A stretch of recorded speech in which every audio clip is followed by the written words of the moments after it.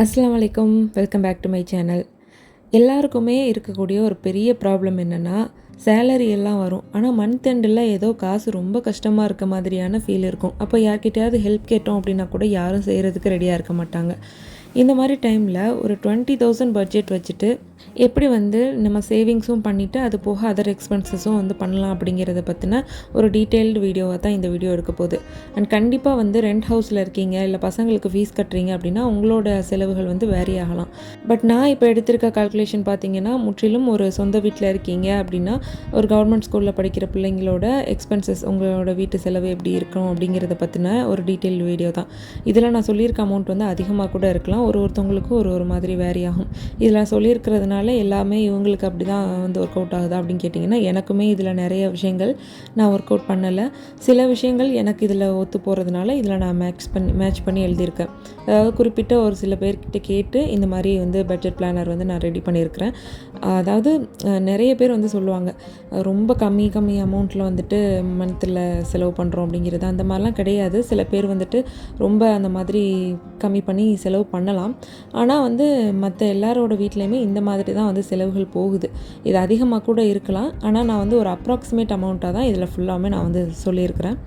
First மந்த்தில் உங்களுக்கு 20,000 நீங்கள் அமௌண்ட்டு சேலரி வருது அப்படின்னா, அதில் நீங்கள் எப்போவுமே ஒரு 2,000 எடுத்து சேவிங்ஸுக்குன்னு தனியாக ஒதுக்கிடுறது ரொம்ப ரொம்ப நல்லது. அப்போது 2,000 போக மீதி 18,000 வச்சு தான் இந்த மந்த்து ஃபுல்லாக நம்ம ரன் பண்ண போகிறோம் அப்படிங்கிறத நீங்கள் ஃபிக்ஸ் பண்ணிக்கோங்க. இதில் நான் சொல்லியிருக்கிற அடிஷ்னல் சார்ஜஸ் எல்லாமே நீங்கள் கம்மி பண்ணிங்க அப்படின்னா ஒரு 5,000 வரைக்கும் நீங்கள் எக்ஸ்ட்ராவே சேவ் பண்ண முடியும். இப்போது அது என்னலாம் அப்படிங்கிறத ஒன் பை ஒன்னாக பார்க்கலாம். ஃபிக்ஸடாக நீங்கள் 2,000 எடுத்து வச்சது போக நீங்கள் ஃபஸ்ட்டு மில்க் கண்டிப்பாக எல்லார் வீட்லேயுமே காஃபி டீ எல்லாம் போடுறதுக்கு யூஸ் பண்ணுவோம். அந்த வகையில் என்னோடய செலவு தான் நான் இதில் சொல்லியிருக்கிறேன். அதாவது காலையில் அண்ட் ஈவினிங் 2 பால் பாக்கெட் 1/2 லிட்டர் பால் பாக்கெட் வாங்குகிறோம் அப்படிங்கிறப்போ ஒரு நாளைக்கு எனக்கு 70 ரூபா செலவாகுது. இப்போ மந்த் எண்டில் எனக்கு 2,100 ரூபா நான் கண்டிப்பாக அதை எடுத்து வச்சே தீரணும், அந்த மாதிரி இருக்கும்.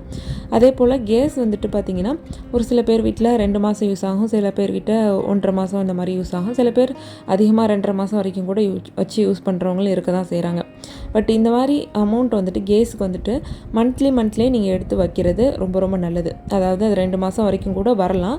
ஆனால் நீங்கள் அடுத்த மாதமும் நீங்கள் கேஸுக்குன்னு தனியாக எடுத்து வைக்கிற அமௌண்ட் ஒரு விதத்தில் அது சேவிங்ஸாக கூட மாறலாம்.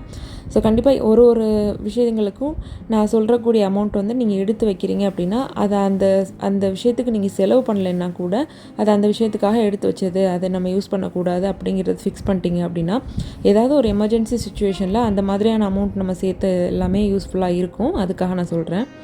ஸோ அதனால் கேஸுக்கு மந்த்லி 1,000 ருபீஸ் எடுத்து வச்சுருங்க. வைஃபை நான் சொல்லியிருக்கேன், அதில் ஆப்ஷனல் அப்படின்னு தான் எழுதியிருக்கேன்.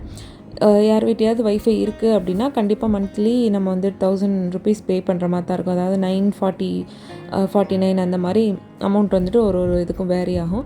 ஸோ வைஃபை இருக்குது அப்படிங்கிற பட்சத்தில் கண்டிப்பாக அதை நான் அதை வச்சு தான் எங்களுக்கு டிவி எல்லாமே பார்க்குறோம், வீட்டில் இருக்க நிறைய பேருக்கு ஃபோன் யூஸ் ஆகுது அப்படின்னா வைஃபை கண்டிப்பாக கட்டி தான் ஆகணும். அப்படி இல்லாத பட்சத்தில் நம்ம மொபைல் ரீசார்ஜ் பண்ணுறது மட்டுமே போதுமானதாக இருக்கும். எங்கள் வீட்டில் ஃபோனு டிவி எல்லாமே வைஃபைல யூஸ் பண்ணுறதுனால நான் அதை ஆட் பண்ணியிருக்கிறேன். உங்கள் வீட்டில் அது இல்லை அப்படின்னா அதுவுமே ஒரு சேவிங்ஸாக நீங்கள் எடுத்து வச்சுறது நல்லது. அடுத்து கரண்ட் பில் பார்த்தீங்க அப்படின்னா, ரெண்ட் ஹவுஸில் இருக்கோம் அப்படின்னா நமக்கு இன்னும் அமௌண்ட் ஒரு 500லேருந்து ஒரு 800 அந்த ரேஞ்சுக்குள்ளே தான் வரும்.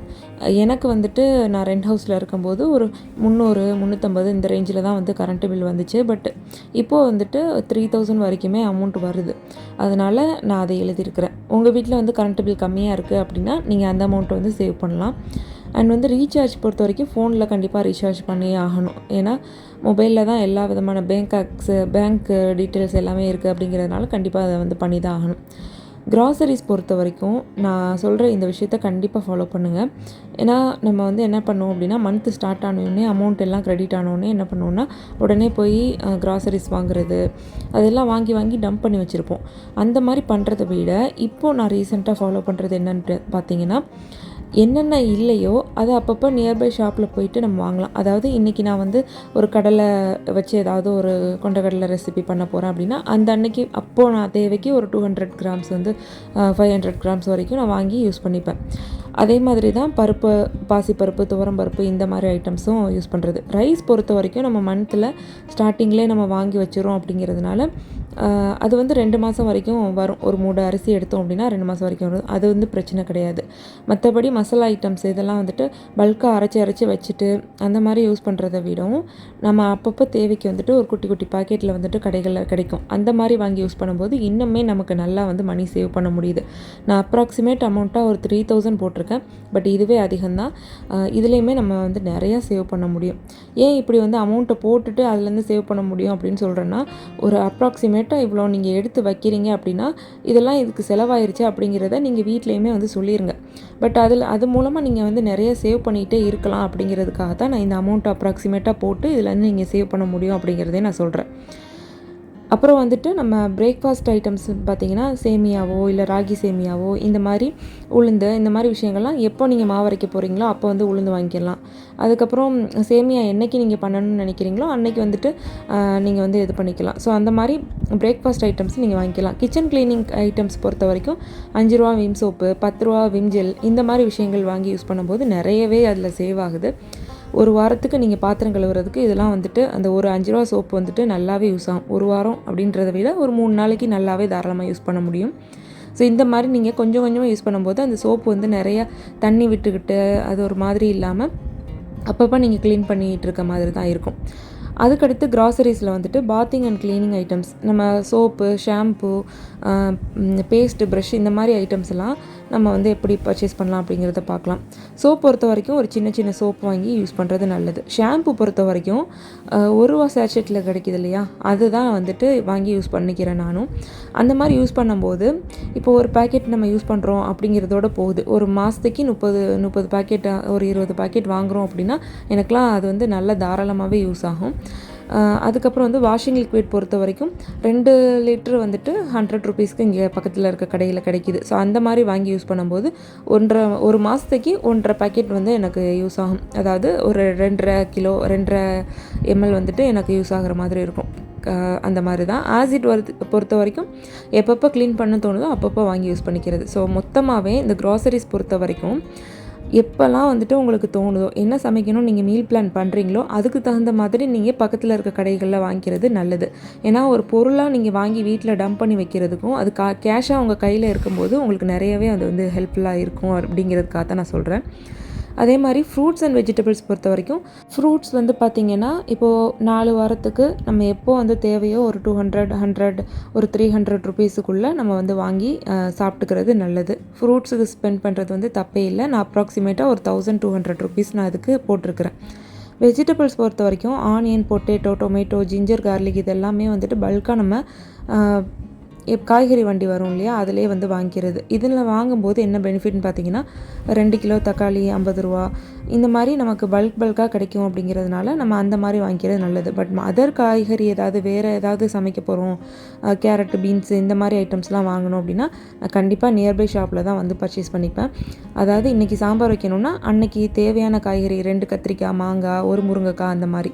ஸோ அதுக்கு அப்ராக்சிமேட்டாக ஒரு 1000 ருபீஸ் நான் ஒரு மந்த்துக்கு போட்டிருக்கிறேன். அதுக்கப்புறம் நம்ம வெஜ் எப்படி யூஸ் பண்ணுறோமோ அதே மாதிரி நான்வெஜ் வந்துட்டு ஒரு மந்த்தில் எப்படி யூஸ் பண்ணலாம் அப்படிங்கிறத சொல்கிறேன். இதில் நான் 3500 ருபீஸ் போட்டிருக்கேன். பட் இது சில பேருக்கு அதிகமாக இருக்கலாம், சில பேருக்கு கம்மியாக கூட இருக்கலாம். ஏன்னா நிறைய பேர் வந்து சிக்கன் அடிக்கடி எடுத்துக்குவாங்க மந்த்தில், அந்த மாதிரி கூட இருக்கலாம். பட் நான்வெஜ் பொறுத்த வரைக்கும் இப்போ வந்து 4 வாரத்துக்கு ஃப்ரைடே மட்டும் ஏதாவது நான்வெஜ் சாப்பிட்றோம், சிக்கன் ஆர் மட்டன், பீஃப் இந்த மாதிரி ஏதாவது எடுக்கிறோம் அப்படின்னா அதுக்கு ஒரு அமௌண்ட் ஆகும். ஃபிஷ் வந்துட்டு மந்த்லி நம்ம வந்துட்டு இப்போது கறிக்கு என்ன பண்ணுறது, சமைக்கிறதுக்கு என்ன செய்கிறதுன்னு தெரியாமல் இருக்கும்போது மீன் வாங்குவோம். அந்த மாதிரி டைமில் வந்துட்டு நம்ம வந்து அப்பப்போ வந்து எடுத்து யூஸ் பண்ணுற மாதிரி இதையுமே வந்துட்டு இந்த அமௌண்ட்டையுமே நம்ம எடுத்து வச்சுக்கிறது நல்லது. அதுக்கப்புறம் நம்ம ஸ்நாக்ஸுக்கு பிள்ளைங்களுக்கு கண்டிப்பாக ஸ்கூலுக்கு ஏதாவது வச்சு விடுவோம். அந்த மாதிரி இதில் வந்துட்டு மேக்ஸிமம் ஃப்ரூட்ஸ் வச்சு விடுறதுக்கு ட்ரை பண்ணுங்கள். அப்படி இல்லாத பட்சத்தில் இந்த மாதிரி 90s கிட்ஸ் ஸ்நாக்ஸ் ஏதாவது வாங்கி வச்சுக்கிறது நல்லது. அதாவது கடலை மிட்டாய், தேன் மிட்டாய், முறுக்கு, மிச்சர் இந்த மாதிரி விஷயங்கள். ஸோ இதை வாங்கி நம்ம வந்து வச்சு கொடுக்கும்போது அவங்க நல்லபடியாக சாப்பிட்டு வந்துடுவாங்க. அதே மாதிரி பிஸ்கெட் இந்த மாதிரி இதெல்லாம் எப்போயாவது நான் வந்து எடுத்து கொடுக்குறது. அதனால் ஒரு 1000 ருபீஸ் வந்துட்டு அதுக்கு வந்து ஸ்பெண்ட் பண்ணி எடுத்து வைக்கிறது நல்லது. பட் இந்த மாதிரி எல்லாத்துக்குமே நம்ம ஸ்ப்ளிட் பண்ணி எடுத்து வச்சுட்டு அதுலேருந்து நம்ம செலவுகளை கம்மி பண்ணி சேவிங்ஸும் பண்ணலாம்.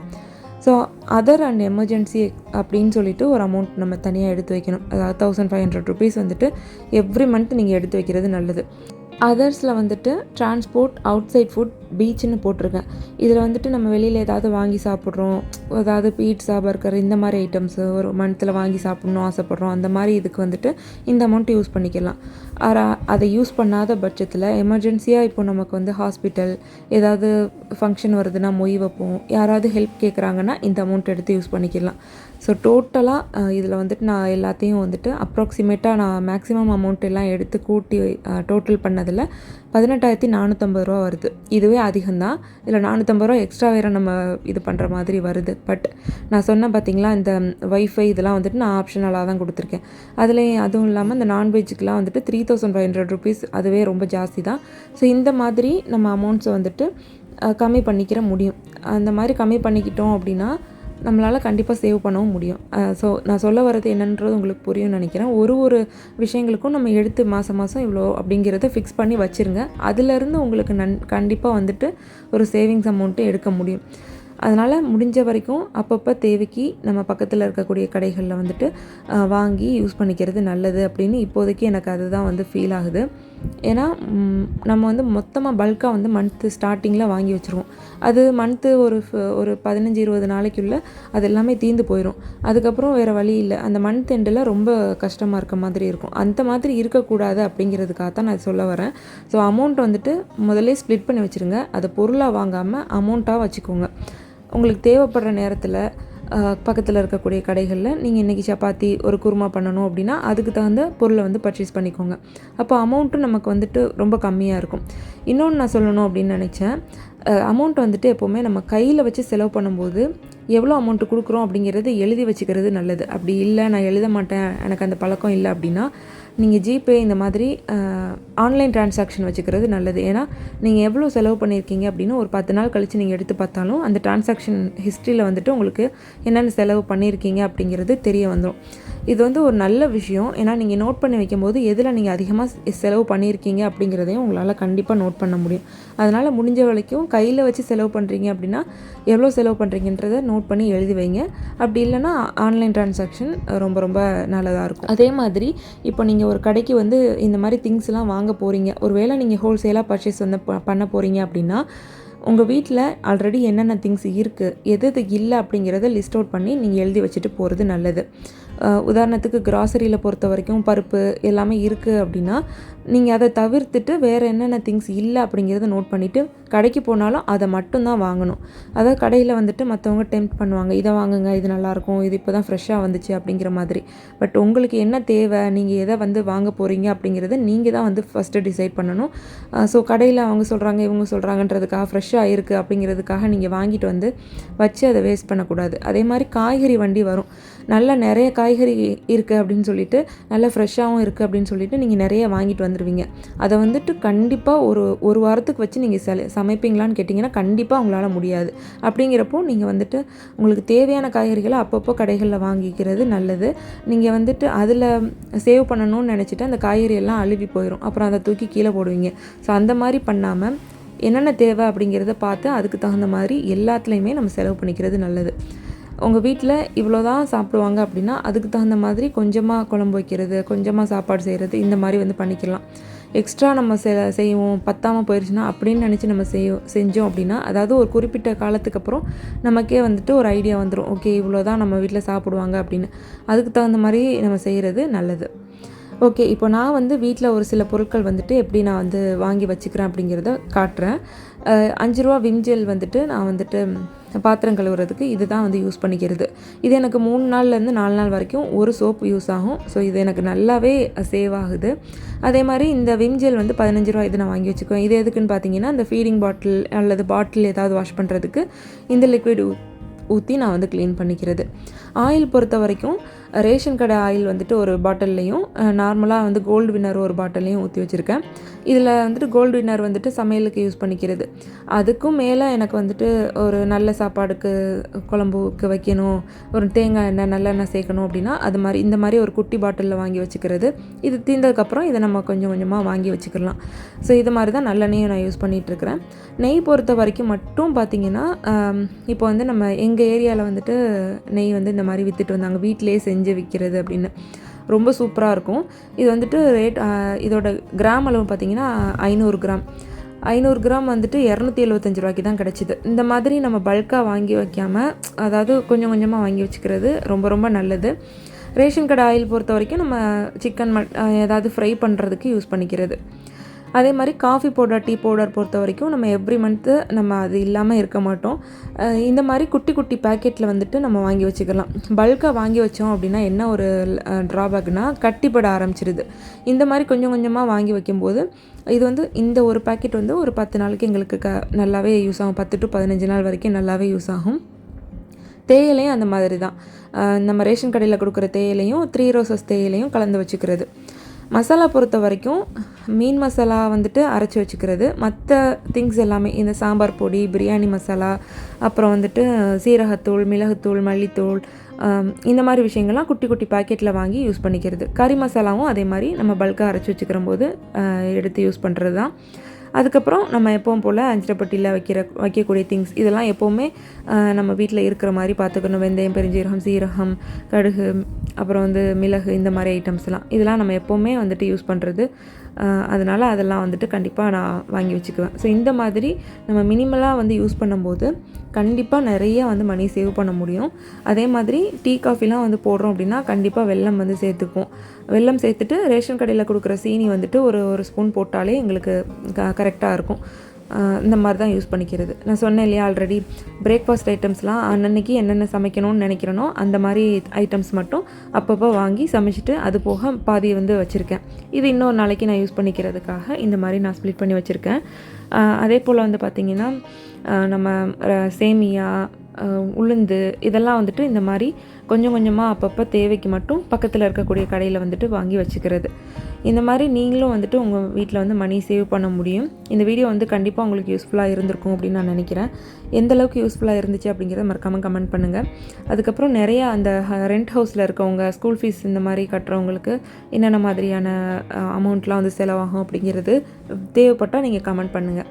ஏன்னா நான் ரெண்ட் ஹவுஸில் இருக்கும்போது எப்படியெல்லாம் வந்து அதை மேனேஜ் பண்ணேன் அப்படிங்கிறத நான் எழுதி வச்சுருக்கேன். தேவைப்பட்டுச்சுன்னா அதையும் நான் ஷேர் பண்ணுறேன். ஸோ கண்டிப்பாக வந்துட்டு இந்த வீடியோ மூலமாக என்னென்ன தெரிஞ்சுக்கிட்டீங்க அப்படிங்கிறத கமெண்ட் பண்ணுங்கள். அப்போ தான் எனக்கு அடுத்த வீடியோ போடுறதுக்கு ஒரு பூஸ்ட்டாக இருக்கும்.